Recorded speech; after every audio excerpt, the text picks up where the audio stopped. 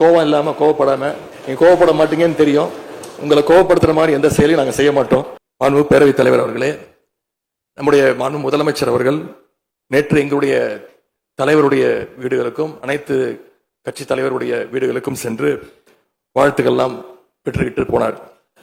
அந்த அரசியல் நாகரிகம் இந்த பேரவையிலும் தொடரணும் அப்படிங்கிறதா எங்களுடைய எண்ணம், எதிர்பார்ப்பு. ஏற்கனவே நான் சொல்லியிருந்தாலும் மறுபடியும் சொல்ல விரும்புகிறேன். திராவிட முன்னேற்ற கழகம் இந்த சட்டப்பேரவையில் எதிரி கட்சியா இல்லாம ஒரு ஆக்கப்பூர்வமான எதிர்கட்சியாக நிச்சயம் செயல்படும். எங்க தலைவர் அவர்கள் சொன்ன மாதிரி திராவிட முன்னேற்ற கழகம் என்னைக்குமே ஒரு ஆக்க சக்தி தான்.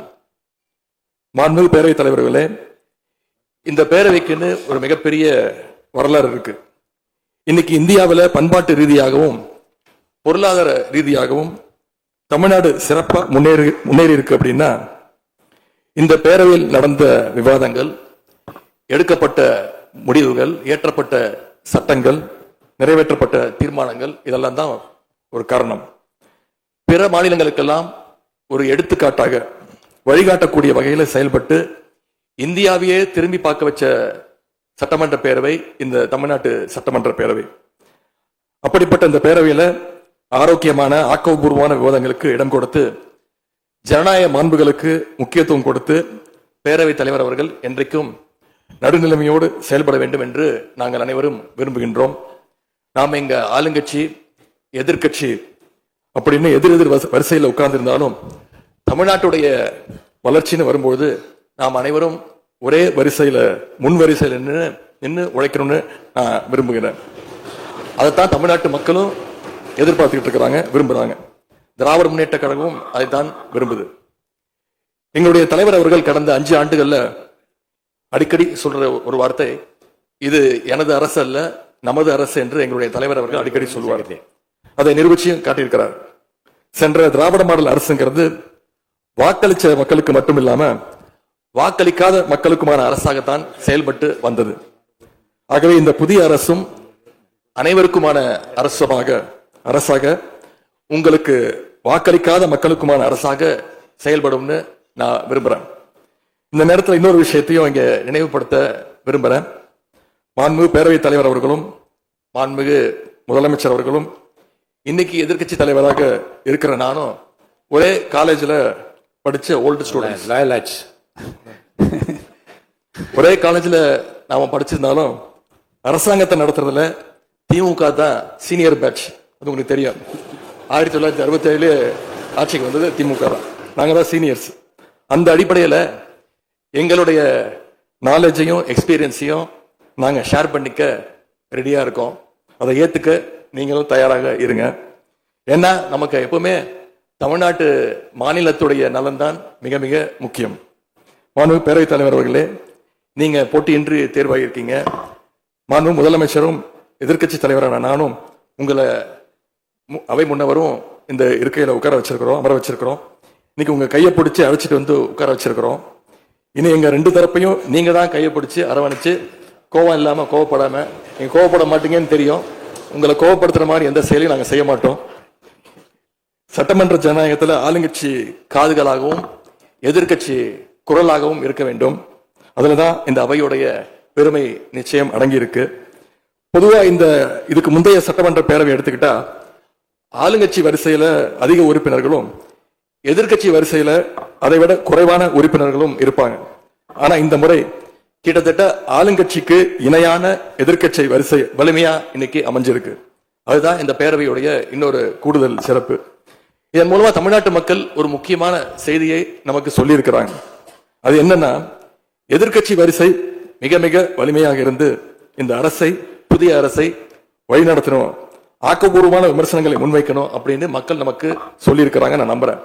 ஆகவே மக்களுடைய எண்ணத்தை பிரதிபலிக்கிற மாதிரி எங்களுடைய பணிகள் நிச்சயம் இருக்கும். மாண்புமிகு பேரவைத் தலைவர் அவர்களே, இந்த அரசு பொறுப்பேற்ற நிகழ்ச்சியில் நடந்த ஒரு நிகழ்வை இங்க நான் சுட்டிக்காட்ட விரும்புகிறேன். ஏற்கனவே சுட்டி காட்டியிருக்காங்க. அந்த நிகழ்ச்சியில தமிழ்தாய் வாழ்த்து 3வது இடத்துக்கு தள்ளப்பட்டிருக்கு. இது தமிழ்நாட்டு மக்கள் மத்தியில மிகப்பெரிய ஒரு கோபத்தையும் அதிர்ச்சியையும் ஏற்படுத்தி இருக்கு. அதை எதிர்கட்சிகள் எல்லோரும் விமர்சிச்சிருக்கிறோம். அதுக்கு ஆளுங்கட்சியும் ஒரு விளக்கத்தையும் கொடுத்திருக்கிறாங்க, நானும் பார்த்தேன்.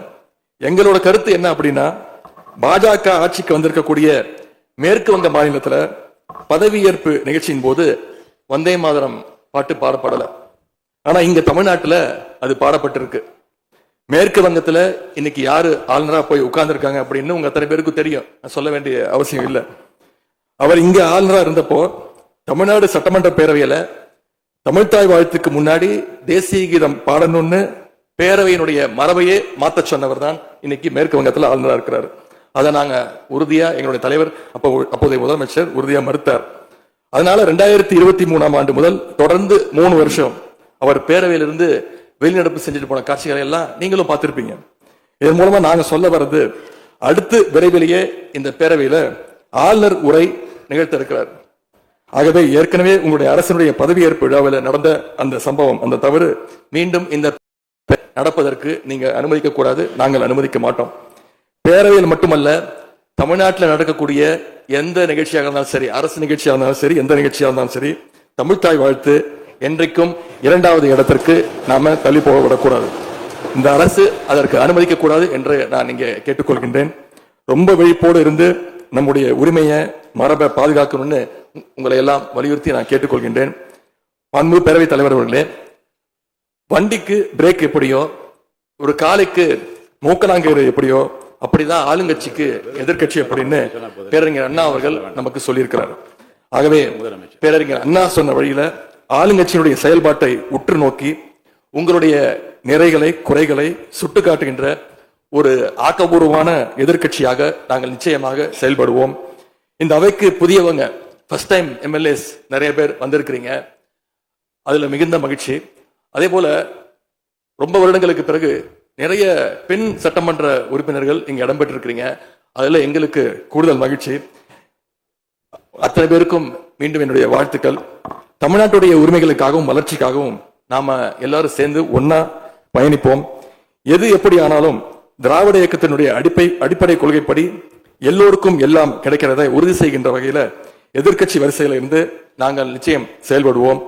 நடந்து முடிந்த தேர்தலில் ஆட்சி அமைப்பதற்கான பெரும்பான்மையை ஆளுங்கட்சிக்கு மக்கள் வழங்காமல் போனாலும் திராவிட முன்னேற்ற கழகத்துடைய தலைமையில் தேர்தலை சந்திச்சு வென்ற தோழமை இயக்க சட்டமன்ற உறுப்பினருடைய ஆதரவோடு ஆட்சி அமைத்திருக்கக்கூடிய புதிய அரசிற்கும் மாண்பு முதலமைச்சர் அவர்களுக்கும் என்னுடைய வாழ்த்துக்களை நான் மீண்டும் தெரிவித்துக் கொள்கின்றேன்.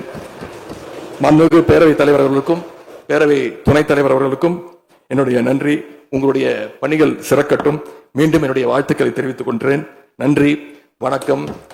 வெல்க தமிழ், வாழ்க தமிழ்நாடு. மக்களை பிரிக்கும் சனாதானம் நிச்சயம் ஒழிக்கப்பட வேண்டும். நன்றி, வணக்கம்.